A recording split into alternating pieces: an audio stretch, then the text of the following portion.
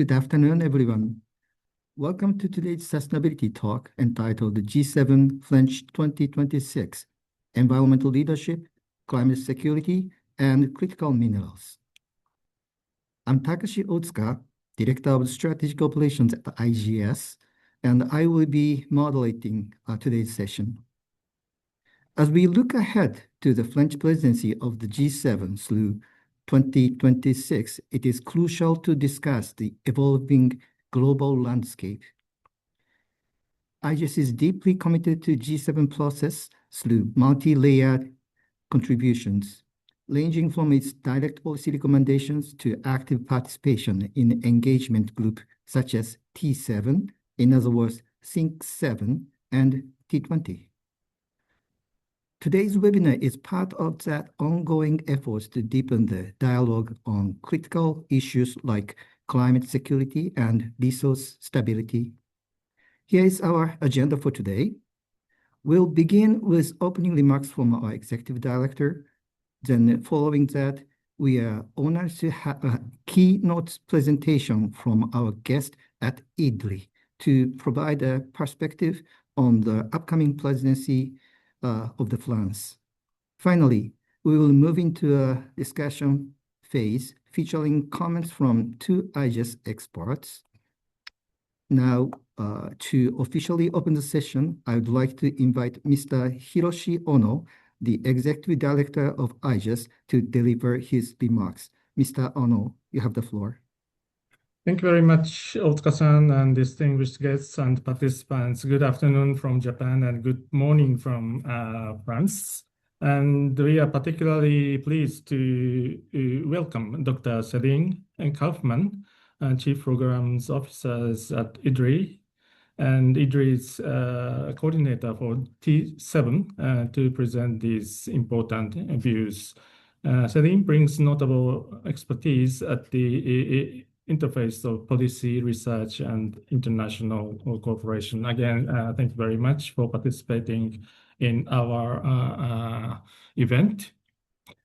On behalf of the Institute for Global Environmental Strategies, it is my great pleasure to welcome you all to today's sustainability talk. France assumed the presidency of G7 in this year, 2026, reaffirming the G7's long-standing commitment to environmental protection, international cooperation, and shared global priorities. Yet this presidency also unfolds against a backdrop of profound uncertainty surrounding geopolitical tensions and environmental concerns. These challenges can no longer be addressed in isolation. Climate change is not only an environmental issue, but also a systemic risk multiplier. It intersects with economy, infrastructure, supply chains, and overall national and human security. Especially environmental and supply chain concerns are reshaping development pathways and geopolitical relationships alike. This is why conversations such as today's are not just timely, but necessary. The G7 has historically played a major role in shaping global responses to shared challenges. Responding effectively to global challenges requires moving beyond fragmented approaches towards a more synergetic approach. Such an approach should explore integration and co-benefits between burning economic and security concerns and long-term environmental threats. In this context, IGES is pleased to continue its engagement with the G7 process. Over the years, IGES has contributed to successive G7 discussions, including our support to Japan's G7 presidency in 2023. In the past, our researchers have also contributed policy briefs on issues such as critical minerals and Climate Security, which were published by the T7, the engagement group of think tanks supporting the G7 process. Our support to T7's task forces has been ongoing, latest being IGES colleague joining as member of the Critical Mineral Task Force this year. And also, Nandu-san's opinion on critical minerals has just been featured. Today is one of the major newspaper in Japan. Today's session builds on the experience and reflects IGES's ongoing commitment to supporting informed and forward-looking international cooperation. Today's discussion aims to contribute to reflections around the French G7 presidency by examining emerging systemic risks and the strategic considerations facing the G7 in a rapidly evolving global landscape. This talk will explore how climate security, economic resilience, and environmental sustainability are deeply interconnected. And let me again invite and welcome Céline and Dr. Céline Kauffmann from IDDRI. Her insights will be invaluable in helping us understand how the T7 and broader knowledge communities can support the presidency through timely analysis and innovative policy thinking. This talk will also connect these strategic reflections to a set of cross-cutting priority areas, including climate security and critical minerals.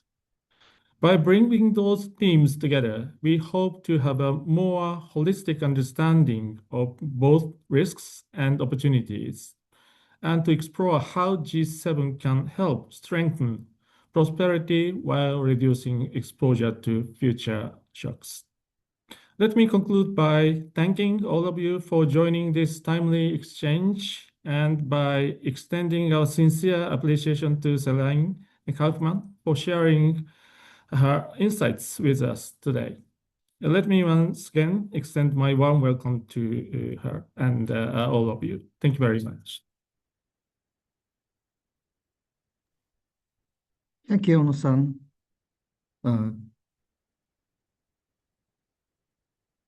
Thank you, Ono-san. Now it is my pleasure to introduce our main speaker, Dr. Céline Kauffmann from IDDRI. Dr. Kauffmann holds a PhD in economics from the First University of Paris, known as Panthéon-Sorbonne. Before joining IDDRI, she spent over 2 decades at the OECD, where she held senior leadership roles, driving initiatives on sustainable development, green investment, and regulatory policy. At IDDRI, she now oversees strategic planning and international partnerships, playing a key role in the T7 engagement group. Céline, thank you very much to be with us once again, and the floor is yours. Are you ready? Yes, thank you very much. I really want to extend my appreciation to Executive Director Ono, to you, Takashi Otsuka, and also to Nanda for the invitation today. It's greatly appreciated, and it's very timely as well, as Dr. Ono mentioned. You introduced me very well. Just to say that IDDRI, the Institute for Sustainable Development and International Relations, from which I come, is the biggest think tank based in Paris working on sustainable development. And very much like IGES, we cover climate as well as biodiversity, ocean, and finance for development. So we have a broad understanding of sustainable development and sustainability as different parts coming together. What I wanted to do today to try and provide a bit of understanding of the G7 under the French presidency and the work that we're doing under the T7 is to give my presentation in 3 parts. The first one is very much to come back to the current context that Dr. Ono has already characterized somehow, and to come back to this instability, tensions, and risk that we can see in the international cooperation. And then I will introduce the G7 priorities of the French presidency, and then tell you a bit more about the work that the T7 is doing to feed into that G7 presidency. And then I will drill down, focus on 3 areas of work that has been taken up by the T7 and that for us are very much related to pushing the sustainability agenda without necessarily mentioning, the word climate, which is very difficult to mention in the current G7 framework. But still, there are pieces of the puzzle that can still be pushed. And so I will focus on critical minerals, on natural disasters and insurance, and on finance for development. With that, I'm going to show you a couple of slides to support, in particular, the first part that I'm going to introduce to you, because it's always better to have a couple of illustrations to understand better. I hope it works. It is working well. Okay, thank you very much. So I will start coming back to the context to try to characterize a bit the environment in which the G7 is taking place this year. And you may remember as well that the G7 is taking place under the French presidency, is taking place at the same time that the G20 is hosted by the US. And the G20 will go to the UK next year, and the G7 will go to the US after the French presidency.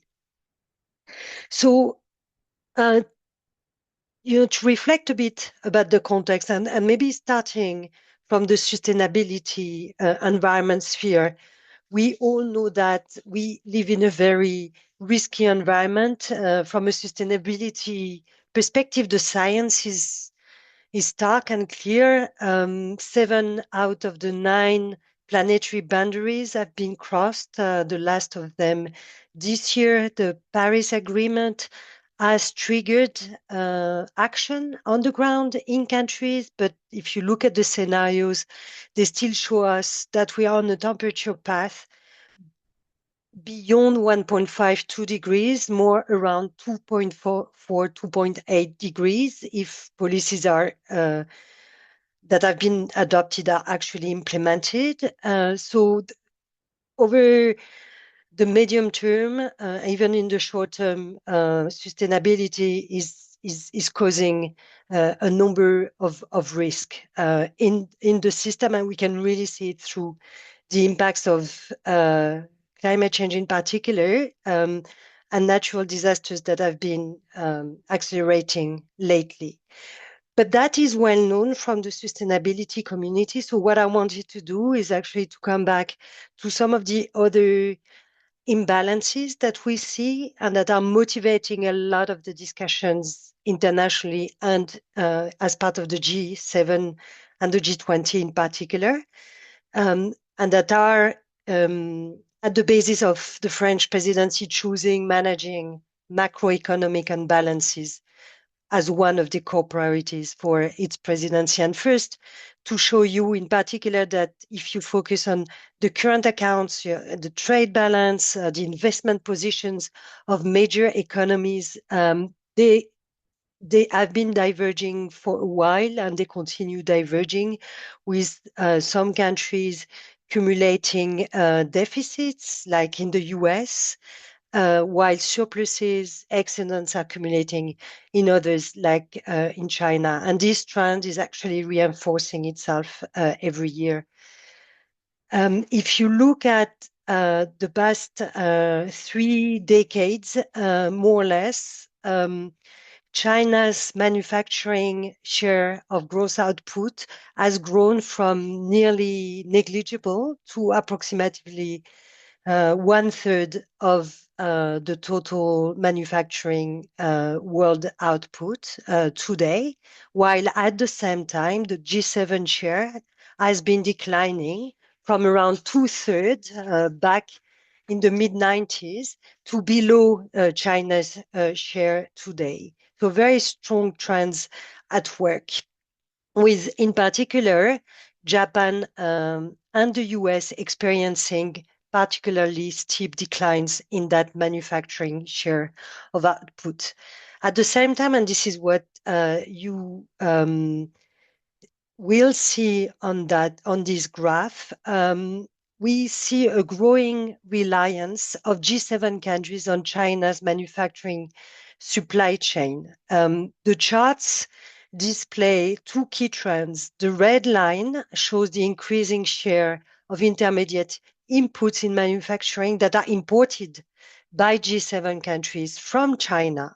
And the blue line indicates the opposite, that China's decreasing reliance on industrial inputs from G7 countries. And the three graph actually feature the US, Germany, and Japan. And you can see a consistent trend across the three graph, with the dependence of these G7 countries increasing deeply over time.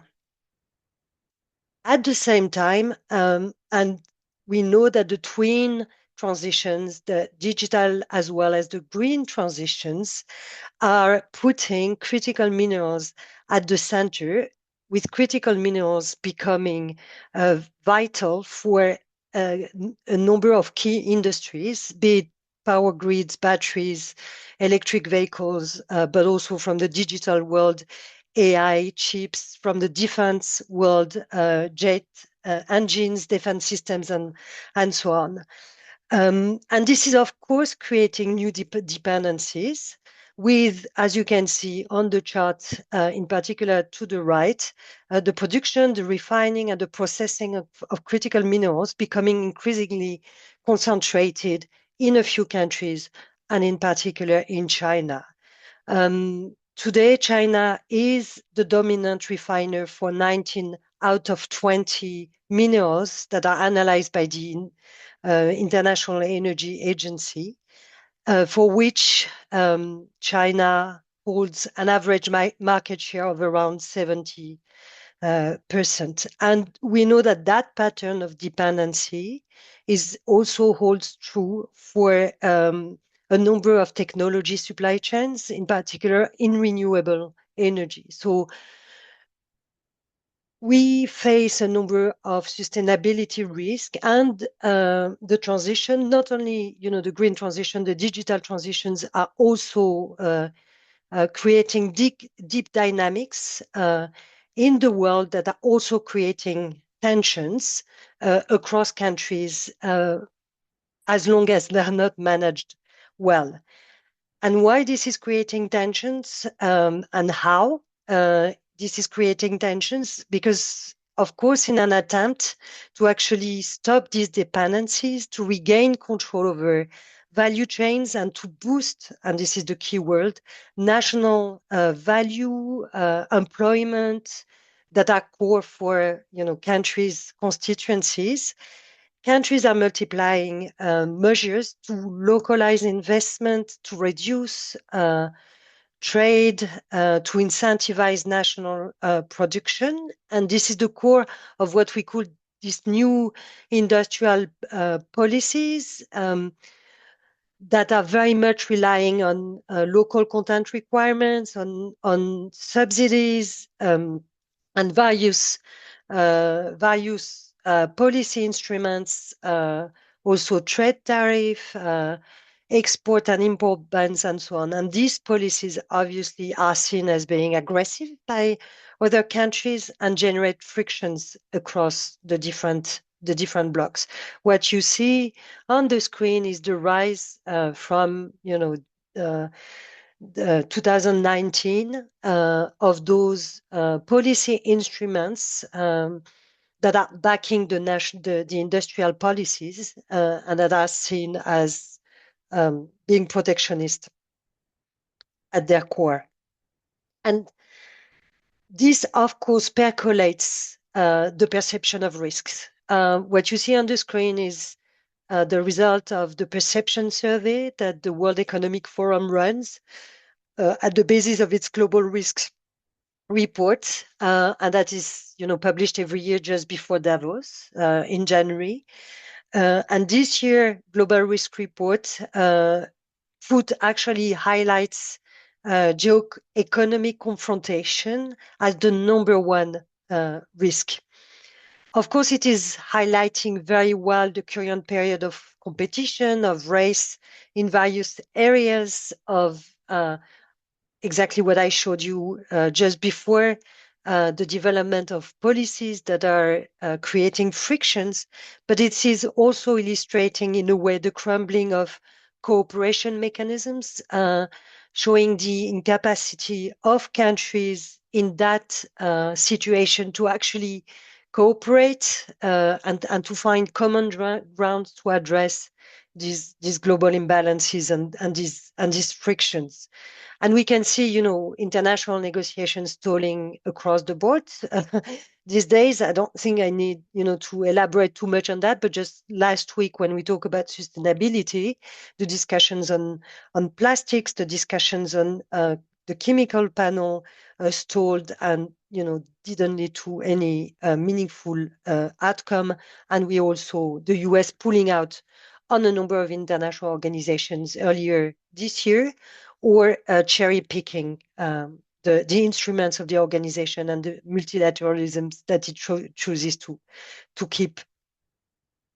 And, this situation is also creating a lot of imbalances across countries, because those industrial policies, they can be carried out by big blocs, by countries that have the fiscal capacity to provide the amount of subsidies to support these policies.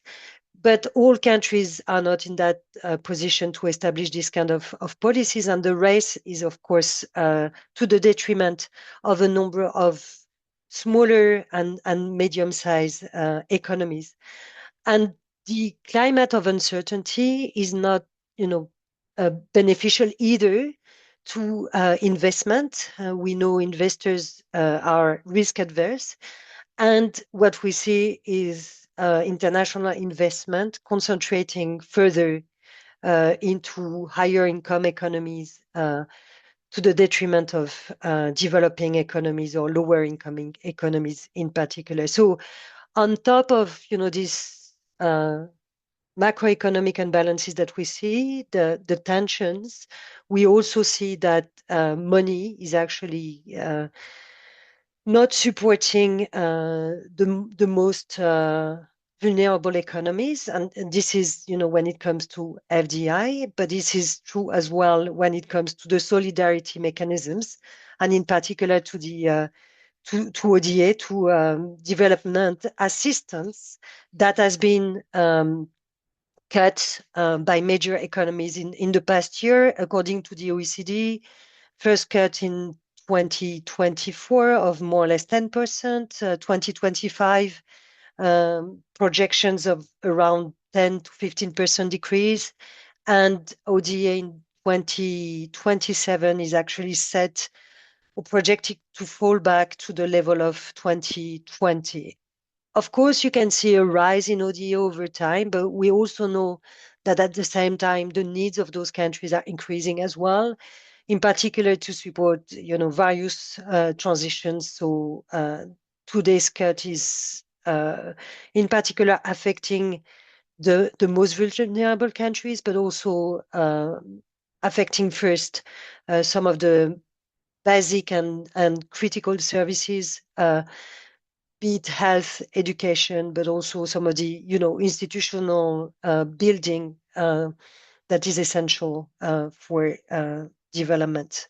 So I wanted to give you that picture because this is obviously what is very much on the mind of the policymakers that are contributing to the G7 and to the G20, and this is driving very much the priorities of the French presidency. So the French presidency has set out actually two big priorities for the G7, and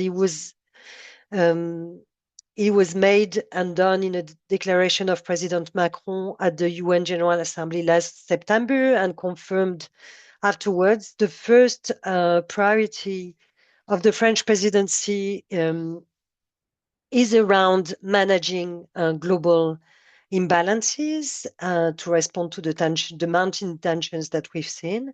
And the second one is the future of development partnerships of international development finance. There is another key principle that is backing the French presidency of the G7, which is that there is an ambition with the G7 to reach out to a number of emerging economies, and in particular of BRIC countries, in particular India, that is hosting the BRICS this year, but not only Brazil as well, and potentially South Africa. Just to remind you that the G7 as well as the G20 were actually established to address some of the global imbalances of the time. So, for example, the G7 was created in the 70s in response to the oil crisis. It was really the coming together at political level of the biggest economies of the time to try and find a common solution to the crisis of the time. And then the G20 was established at the end of the 90s, very much following the financial crisis of the 90s, to bring together the finance ministers and the governors of the central banks of the 19 biggest economies at the time, more or less, to actually try to coordinate their economic policies and responses to this financial crisis. So the G7 and the G20 possibly are the good place to discuss, these imbalances and to address them. So this is for the priorities of the French presidency. Now, the French authorities have approached IDDRI together with ECFR, which is the European Council for Foreign Relations, to actually structure and organize the group of think tanks to inform the G7, to provide some inputs to the G7. We, as the T7, we are completely free to organize ourselves and to structure the work the way we want, to organize the calendar the way we want. But of course, for us, it is very important to be able to actually fit the G7 economies discussions. And so we organized the T7 so that we could respond to these priorities of the French presidency. And we've also organized the T7 in a way that we front-loaded the work so that there is a lot of time after we produce this work to engage with the different G7 tracks and the G7 representatives and countries. So, for example, we've asked the 9 task forces that we have established to produce very short solution-oriented papers of 2-3 pages max, entirely focused on providing recommendations to G7 economy. So no new research, there's no time. Everything that is, the thinking piece or the analytical piece or the contextual piece is put in annex, and the core of the work is really on these recommendations to the G7 based on today's geopolitics and state of facts across the different countries. So task forces are producing these solution papers. First drafts are coming just now, and hopefully they will be ready by the end of the month. And again, thank you to IGES to have joined one of these task force on critical minerals in particular. To give you an idea of the topics that those task forces cover, and again, those topics to us reflected both the priorities as set out by France for the G7, but also very importantly, the areas where we think that there can be progress, that G7 can work together to advance the agendas based on past G7 and past G20 discussions as well. So that's why you won't see, for example, in those different task forces, the word climate in itself, because in the current environment, climate is just a word that cannot be discussed openly in the G7. It doesn't mean that you can't advance the climate and the sustainability agendas through collateral discussions that are key, like discussing critical minerals, like discussing natural disasters and insurability. But we chose not to have openly a task force focusing on climate, but to, in a way, have sustainability everywhere in the task force that we cover. So just to recap super quickly, we've established 4 pillars that we think respond to the French priorities. The first one is on coordinating new industrial policies. Again, from the context, those industrial policies are creating frictions across countries, and there's need for coordination. And this is why we've established that pillar. And to us, it has to do with securing responsible and equitable value chains for critical minerals, which is the first task force, but also looking at the regulation of international investment that is a bit antiquated and needs modernization. This is the second task force. The second pillar to respond to the second priority of the French presidency is about financing sustainable development. Sorry. And under that pillar, you can see there are 3 task forces. One that is actually looking at the infrastructure of development finance, and in particular, the development banks, be they multilateral, which is more the agenda of the G20, or national, which we are bringing into the discussion to understand how they can work as a system to manage a reducing pool of concessional finance. We saw the decrease in ODA, but also to leverage the much needed private capital that needs to accompany or, to be catalyzed in a number of developing countries. The second task force under that is around enhancing insurability against natural disasters, and I'll come back to this one. And the third one is on standardizing and strengthening accountability for biodiversity. This task force is discussing both the convergence of metrics and definition of nature finance for public finance and for private finance. And then ECFR, our partner, is actually driving 2 other pillars that have to do with technologies and digitalization in particular, and economic security. So you can see we have complementary work going on between these different task forces.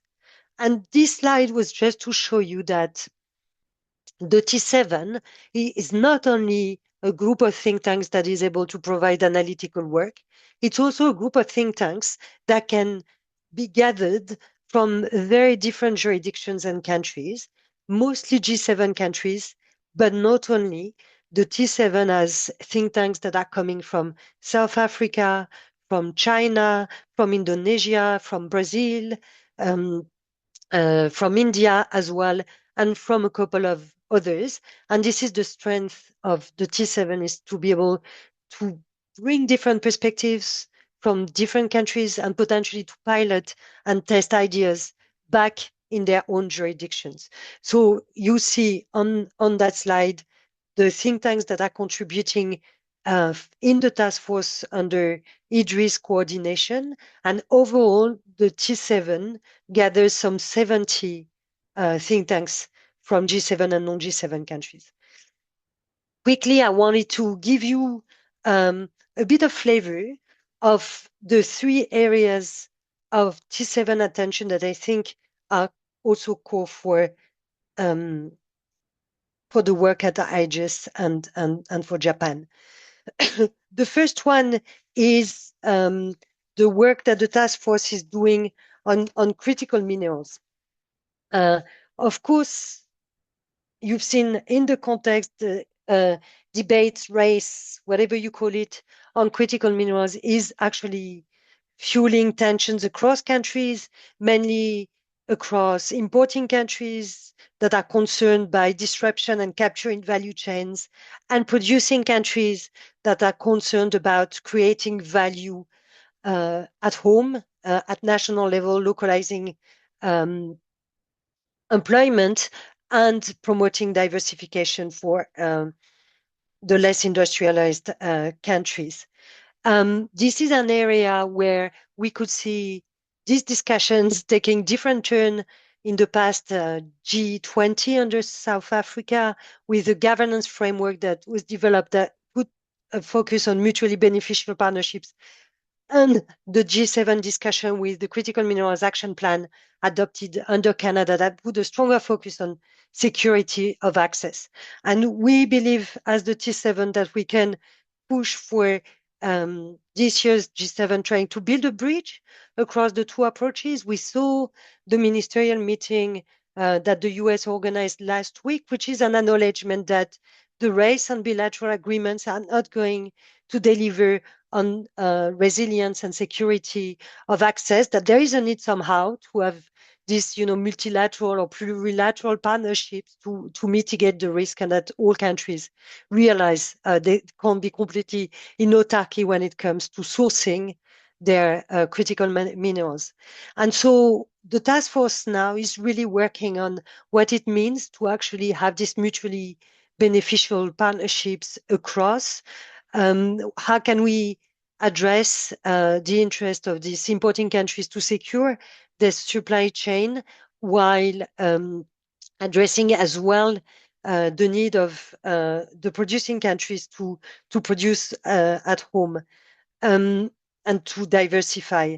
We're trying to understand what would be the contour, for example, of a pilot project that G7 could develop together with a number of multilateral or regional development banks that would have the two elements together.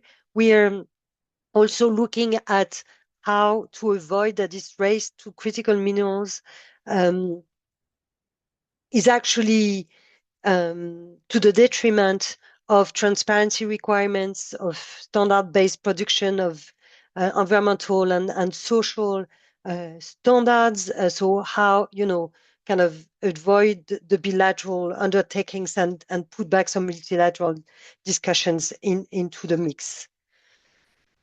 Again, the two-pager will be ready at the end of the month with some very specific recommendations, but the task force is still working for the timing.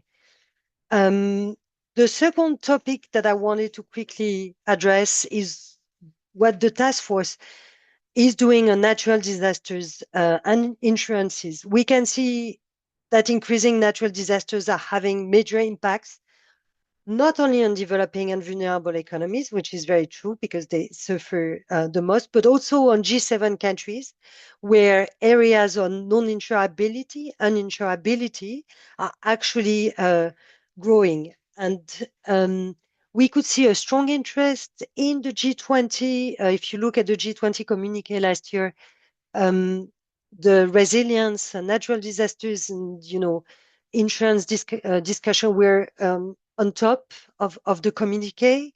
There was a lot of work of the Sustainability Finance Working Group as well, together with the World Bank and the International Association of Insurance Supervisors, to try and understand the methodological side, the risk profile scenarios, and the sharing of tools across countries.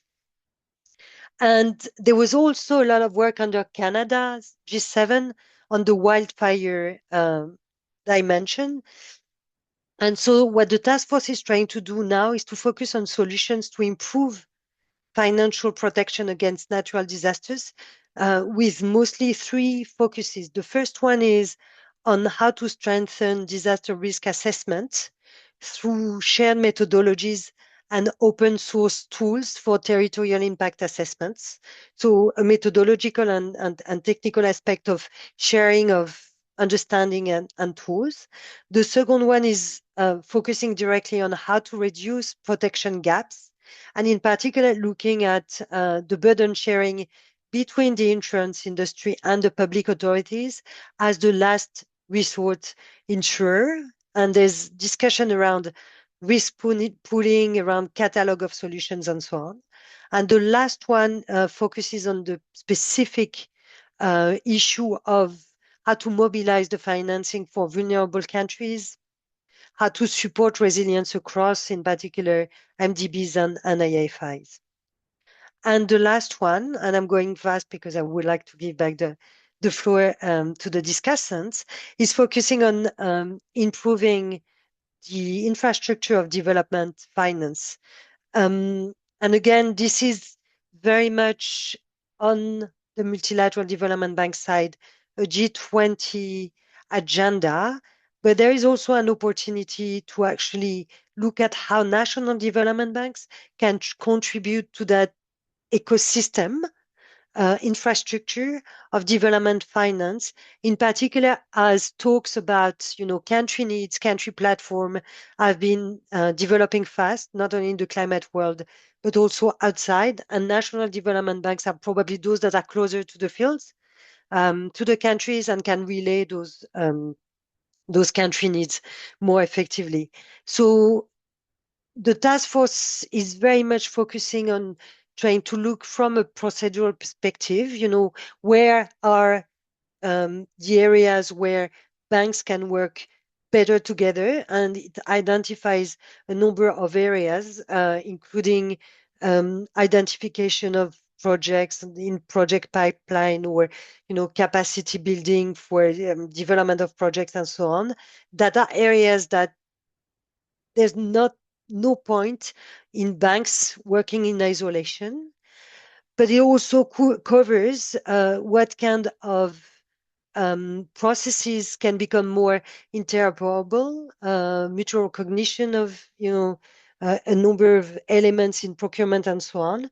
And it also looks at how those banks can work together better in terms of leveraging a number of financial instruments for countries, be it guarantee schemes that have been very slow to develop, and so common platform of guarantee schemes, or local currency risk hedging, and so on. So I'll stop here, and just to say again that we should have the first draft of those solution papers at the end of the month. They will be shared for discussion and for comments, and I would be very happy to continue exchanging with you once we have those and we can engage with different partners. Thank you very much. I hand back the floor to you, Takashi Otsuka. Thank you. Thank you, Dr. Kauffmann, for the insightful presentation on the strategic consideration for the current international circumstances and the priority challenges facing us for attaining sustainable development. Amongst others, I learned a lot that the current investment and ODA trends may be leading us to the world that the window for sustainable development, in particular for those countries facing developing challenges, is narrowing down, unfortunately. And then at the same time, what T7 engagement group trying to do is to illustrate and to shape the enabling environment for both developed G7 countries and developing countries, including G21s, to pursue development challenges together with needed international collaboration. Thank you. To further explore these topics, I would like to invite our two discussants from IGES to offer their viewpoints. First, we have Dr. Kei Kurushima, Chief Policy Researcher in the Climate Change Unit at IGES, and joining her is Dr. Nandakumar Jaudanahan, Deputy Director of the Climate Change Unit at IGES. So, Dr. Kurushima first, would you like to start? Okay, thank you very much. Good afternoon, everyone. Céline, thank you very much for your informative presentation. So as I introduced, my name is Kei Kurushima from the Climate Change Unit at IGES, and normally my work mainly focuses on climate change adaptation, research, and the related project. And in addition, through a research project supported by Japan's Ministry of Foreign Affairs, I'm engaged in climate security studies particularly examining the impact of climate change on food security. So today I would like to build on Celine's presentation by sharing several reflections from the perspectives of climate security and food security. So in recent years, climate security has gained significant international attention.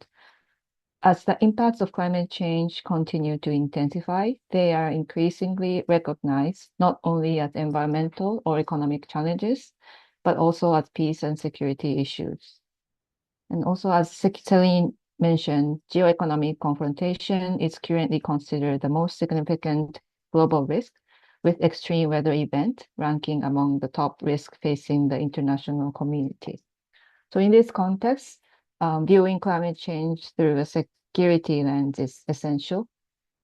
And climate change does not operate in isolation. It interacts with political tensions, economic instability, and social vulnerabilities. While it is clear that climate change affects vulnerable countries and communities, it is equally important to recognize that climate change acts as a risk multiplier.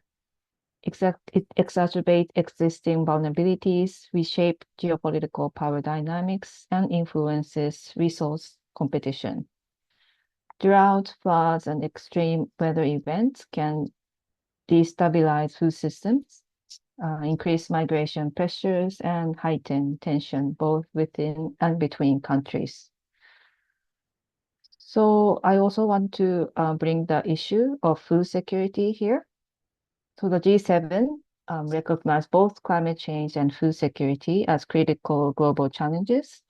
And climate change directly affects agricultural productivity through extreme weather, shifting rainfall patterns, and temperature increases. However, it is important to move beyond the narrow focus on production alone. And we must understand that the food system as a continuous process from production and processing to distribution, trade, and consumption. So disruption at any point in this chain, or we call it food system, can create ripple effects across regions and markets. So even in Japan, we are experiencing sharp rises in rice prices, along with increases in other food items. And these trends remind us that food security is not only about whether food is available, but also about affordability and price volatility. So climate-related shocks in one region can quickly affect global markets, creating instability elsewhere.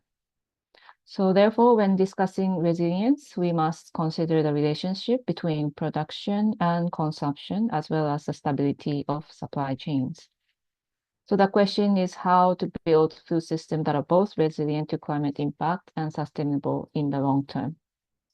So for G7 countries in particular, this means not only strengthening domestic food systems, but also enhancing cooperation, supporting vulnerable countries, and improving transparency and coordination within global food supply chains.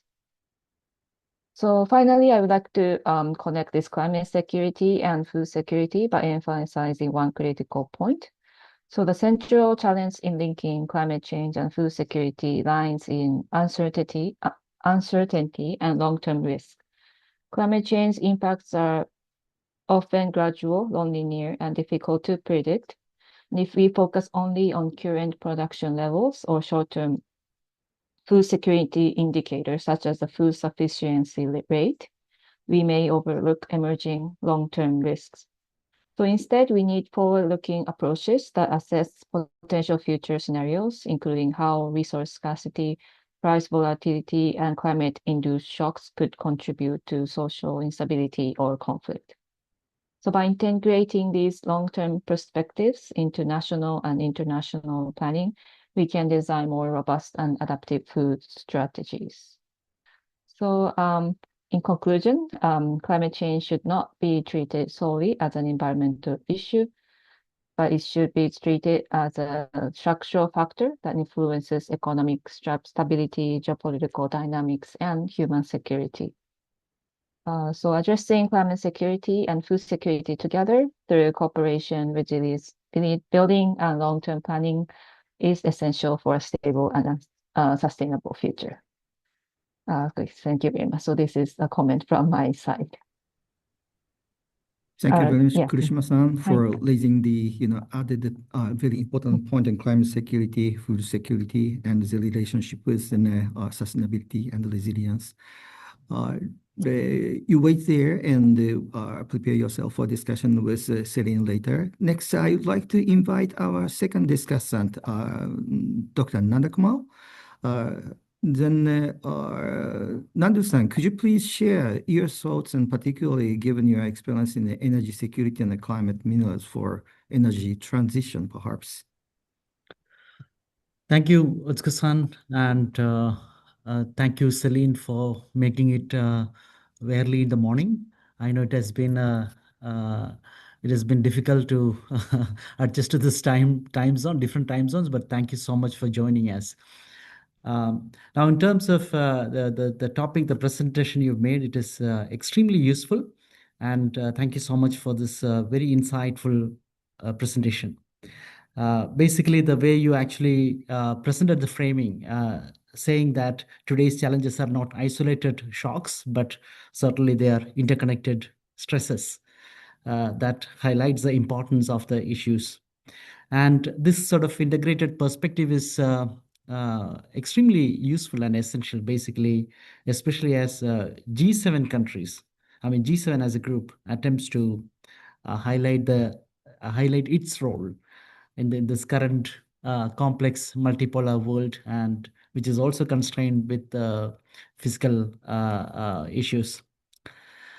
Now, the way you articulated, especially the G7's priorities, macroeconomic imbalances, development partnerships, international finance, and engagement with major economies, these are all very well aligned with the current global realities.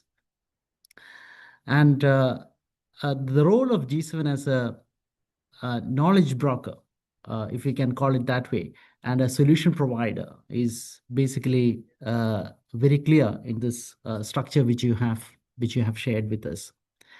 But I can also see that very tight calendar ahead, and that means that there's a lot of hard work from your team, and I wish all the best to you and your team. And I'm also to some extent contributing to the work. In terms of critical minerals, which you have pointed out, it is a very timely topic, and I'm extremely glad that G7 has been attributing great attention to this topic. As our executive director has mentioned, actually IGES has been contributing to previous G20 and G7 in terms of a lot of work on critical minerals. And so we see that the current focus given by G7, in T7 as a task force specifically addressing critical minerals is it's highlighting the issue's importance. Now, as we all know, the current net zero scenarios, which is presented by the IEA a few years back, it shows that there is significant demand increase going to happen in almost all critical minerals. And just to take example of lithium, around 40 times of increase is going to happen by 2040.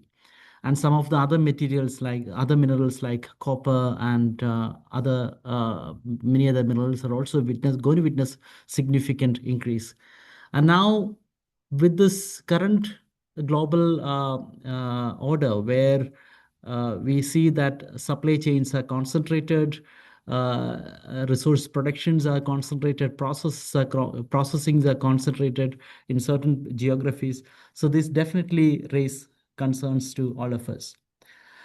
Now, it was also, one of the another layer of challenges adding to the critical mineral arena is a topic of climate security, which my colleague has mentioned briefly now, especially the climate-induced disasters, say floods, droughts, and cyclones have already been affecting the supply chains already.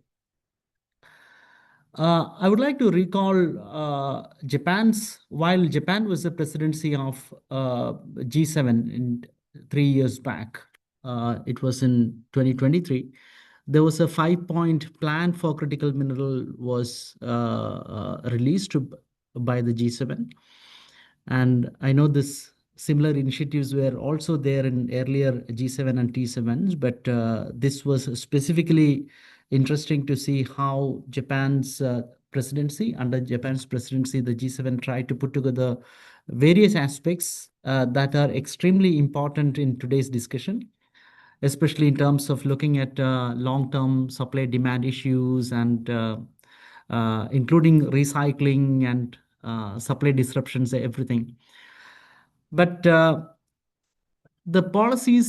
of the policies which are given a bit of attention in terms of friendshoring and all, I mean, definitely they are important, but need to rethink about its relevance and its applicability, especially given the fact that resources are again concentrated in certain regions, and processing also is witnessing the same situation.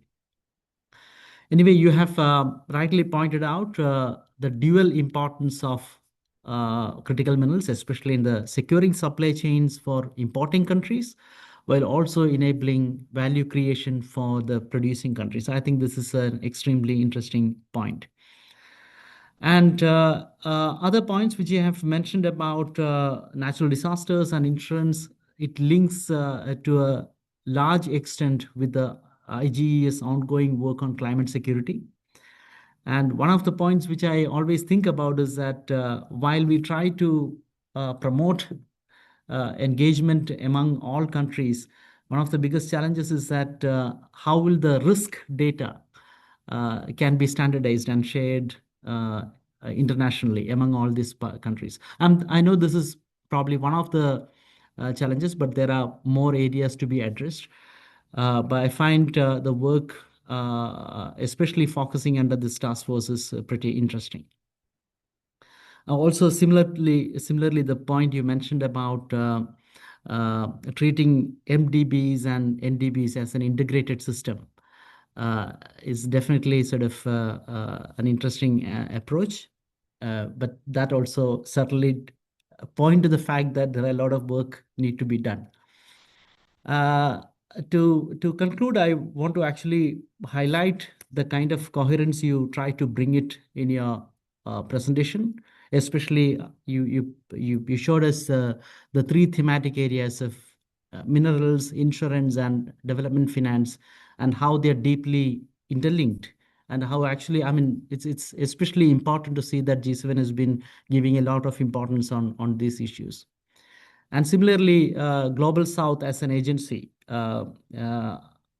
partnerships are definitely important with Global South as well as G20, but probably more important is that how G7 can co-design and co-create solutions for major existing challenges ahead of us. With this, I would like to thank once again, Céline, for your wonderful presentation. And it also already provide us an elaborate perspectives on quite a lot of areas. And I would like to thank you again for spending time with us. Thank you. Thank you, Nandu-san. And then we now have a few minutes for a brief exchange, and I would like to have Dr. Kauffmann back online and two discussants from IGES side. And perhaps I would like to invite Céline for some, counter argument on the points raised by my colleagues. Yeah, thank you very much. I really appreciated a lot both your comments on the presentation and on the additional work that you're doing at IGES, which is to me extremely complementary and in line with what we're doing as well. So I hope we can continue the discussion. But maybe just to pick up on a couple. The first one is the long-term perspective that Kay you mentioned, which is key. At the same time, we have the feeling that in the current context, this is what we're losing because of the various races. So how do you put back, this longer term perspective. In a way, the Paris Agreement was trying to do that by establishing this long-term decarbonization perspective. And so far, even if you can always say it's a half, it's a glass that is half empty, half full, we can see a number of dynamics that have been triggered over the longer run, not only by the Paris Agreement, by all the state of mind of the Paris Agreement, meaning what the countries have been doing around the Paris Agreement as well. And we shouldn't, put aside that over the longer run, despite whatever we hear, the renewable energy market is dynamic. It's self-sustainable now, self-sustained, which was not the case 10, 15 years ago. So there are dynamics that are at play. So trying to think of the other mechanism that can try and anchor the longer term expectations of governments, citizens, and businesses, I think that this is really key. And the other point was exactly on the businesses. It's like, of course, we're talking about G7, G20, and there are intergovernmental processes, and this, mainly states discussing, and it's a lot about, legislating, taxing, and the instrument of state action and so on. But of course, there's a key role for businesses when we talk about, investment, when we talk about, changing practices, market dynamics, and so on. And even when we talk about insurances, I mean, the critical question is how do you, bring the insurers into the discussion, and not only through regulating them, but also tapping on their expertise, experience, and so on, is also core to those discussions. And today, I have the feeling that it's not very easy necessarily to bring in the voice of the more progressive businesses or to hear them. The other side, let's say, is very vocal about what they want, and trying to understand better and capitalize better on the voices of those progressive businesses that exist, that have invested, that have vested interest into the transition, is still something that I believe, in the European Union, for example, in the EU, remains critically to be done. Any response from Kay and Nandu? Yeah, I think thank you, Celine, for highlighting this. I mean, sharing those responses. Sorry, I don't have any specific points, but especially the initiative that the T7 has been taking to bridge all the gaps or find out solutions to major challenges, especially jointly with G20, is something sort of a step that has been decided for a long time, and I think the progress is happening quite well. So that's definitely a commendable step. And even in the last G20, we all have witnessed how there has been quite a lot of interest in collaborating and engaging actively with G7 was visible. So I want to thank you once again for taking actively lead in the T7 and in these initiatives. Over to you, Otsuka-san. No, thank you, Nanda. Just maybe another word I wanted to add, sorry, Nanda, rebounding on your mention on critical minerals and recycling. I think you're completely right here. I mean, those are two faces of the same coin. And like Kay was saying, the security is both of access and so on, is not only a question of, securing this value chain from the sourcing of the critical minerals, it's also considering what's happening with the recycling and the use of this material once it is in the system. And just to mention, there is an opportunity this year to reflect on that with, the EU developing its circular economy strategy as well. And I think this is also an area that can bridge relatively easily to the BRICS, in particular to India, that had a very strong focus on this recycling economy as part of its G20 as well. So this is an area for sure that, should be the object of a very strong attention, including when discussing CRM. Okay, We thank completely you. agree. Thank you. Yeah, thank you so much. And looking at the time, we have unfortunately went over the end of our session. And as suggested by Céline, this is a good beginning of discussions, and we hope we would continue this discussion bilaterally as well as the group of T7 in the future. Now, I'd like to sincere gratitude to Céline Kauffmann for joining us today and sharing her deep expertise on the ongoing G7 French presidency. I also would like to thank Kei Kurishima as well as Nandu Janardhan and for their insightful contribution. And of course, to our Executive Director, Ono, for presenting the opening remarks. Today's dialogue highlighted the critical intersection between environmental leadership, climate security, and the stability of the critical mineral supply chains. To our audiences, thank you for your active participation to the end. And this webinar is part of the IGES Sustainability Talk series.